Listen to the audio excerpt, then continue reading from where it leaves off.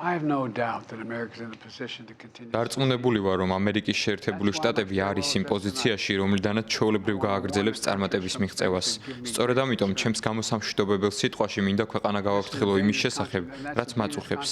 შემაშფოთებელი და საშიშია, როცა ძალაუფლება რამდენიმე ძალიან მდიდარი ადამიანის ხელშია.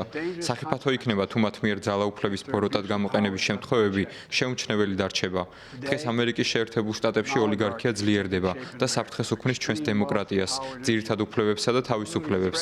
ჩვენ ხედავთ შედეგებს მთელ ამერიკაში და ეს ადრეც გვინახავს. საუკუნეზე მეტი ხნის წინ ამერიკელი ხალხი წინაღუდგა ძარცველ ბარონებს. მათ მდიდრები არ დაუსჯიათ, თუმცა აიძულეს თამაშის წესებს დამორჩილებოდნენ და მუშებისთვის სამართლიანად გადაეხადათ.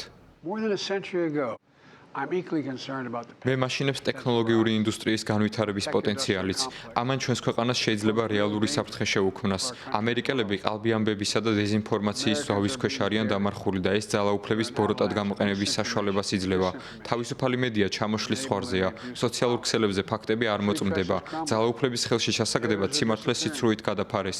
ჩვენ პასუხისმგებლობა უნდა გამოვიჩინოთ და დავიცვათ შვილები, ოჯახი და დემოკრატია დეზინფორმაციისა და ძალაუფლების ბოროტად გამოყენებისგან. power and for profit.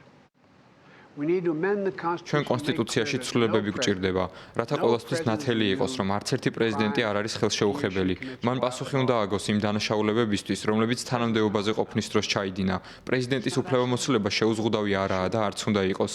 დემოკრატიას კიდევ ერთი რამ უქმნის საფრთხეს. თუ ძალაუფლება და სიმდიდრე მხოლოდ რამდენიმე ადამიანის ხელშია, ირღვევა ერთიანობა, ღვივდება განხეთქილება და უნდობლობა. ადამიანებს პროცესებში მონაწილეობა აღარ სურთ, რადგან ისინი გრძნობენ, რომ მათი ხმა აღარაა მნიშვნელოვანი. ჩვენ ყველგან უნდა ვიყოთ ჩართული. ვიცი, რომ ეს მარტივი არ არის, მაგრამ ესაა ის, რაც ამერიკას ამერიკად აქცევს.